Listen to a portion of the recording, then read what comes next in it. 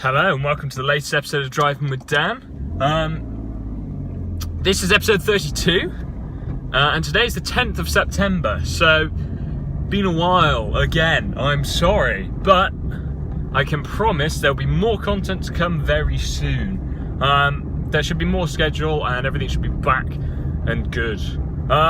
So today's topics, first one's about behind the glass, second one is about Jaguar Land Rover and Classic and some quite nice details. Lister, they've got some more news, which is fantastic. And then some news about this format, which sadly will be changing. Yes, so the first topic, behind the glass. If you follow Seen Through Glass, or are just quite good on your social, you would have noticed that Sam recorded a podcast to a live audience for the second time, and this was at Aston Martin Bristol. And yes, Aston Martin Bristol is quite good travelling distance from here, so yeah, I went down and I had a look, and it was fantastic. It was such a good evening. Yeah, brilliant, lovely atmosphere. So yeah, fantastic day. So they recorded the podcast, which you can go watch now on Behind the Glass YouTube. And then we saw John from Modball's new car. And he's just got the Aston Martin, well, he just collected, wasn't it? His Vantage. And yeah, that was a good looking car. So he spec'd it in sort of quite a dark red. And then he had the gloss sort of trim as well. And it looked really smart. And if I was going to spec a Vantage, that's how I would do it. It just looked fantastic. There's a road sign that says road ahead closed. Guess I'm going the other way. Yeah.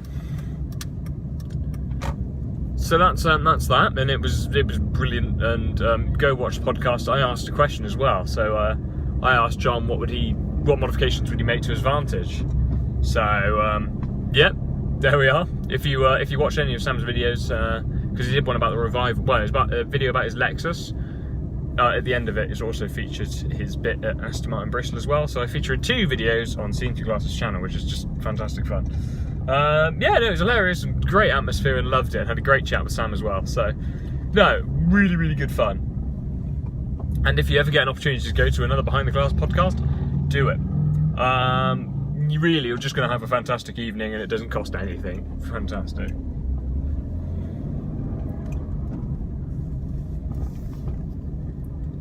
Right, I'm driving through a busy town centre, or village centre. The road ahead was closed, so there we are. This is not what I expected. Yes, so the next topic is Jaguar Land Rover. Of course it is. And they're sort of the heritage. They've just launched a new infotainment system for the older cars, and it's beautiful, honestly. So it comes with like a tiny few inch screen, probably like a 4 or 5 inch little screen. Probably like a 4 or 5 inch little screen, which has satellite navigation, radio control. I think it's a touch screen. But then it's all sort of disguised into a sort of a standard sort of radio sort of unit.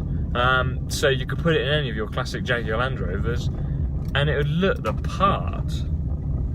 So yeah, I recommend just having a look, searching. I don't know what to search. There we are. I'll just show you a picture. Have a look at that. Doesn't that look fantastic?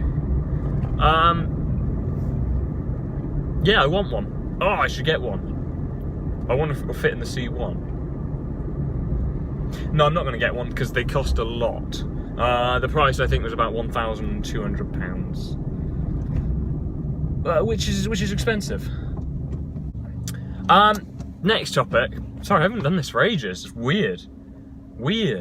Getting back into it. Yeah, so the next topic is Lister. And if you remember, probably right at the start of this year, I mentioned Lister. because they did the Lister. What was it called? I think they called it the Thunder. Yes, I think it was called the Thunder. Sorry, I just spotted an S-Type in white and it looks really smart. Yeah, so, and that was an F-Type, which is, I've never seen an S-Type in white. Yeah, so the Thunder was an F-Type with 660 brake horsepower, V8, basically just with a bigger supercharger on it, I think. But they also did lots of sort of small adjustments like brakes and everything. Basically, it's a whole new redesigned F-Type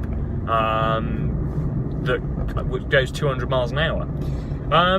But now the new bit of news is they're now offering the same package on an F-Pace.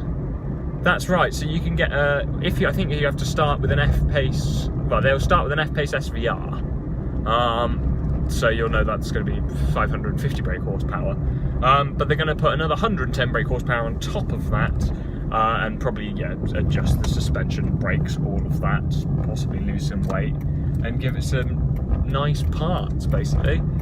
And it's going to be, I think they're going to make it the fastest SUV in the world, is their claim, and I'm sure they will because it's Lister and it's fantastic.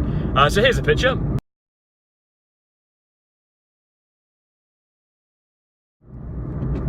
And doesn't that look beautiful? Yeah, no. So if I could afford it, I would order one. Yes, lovely thing.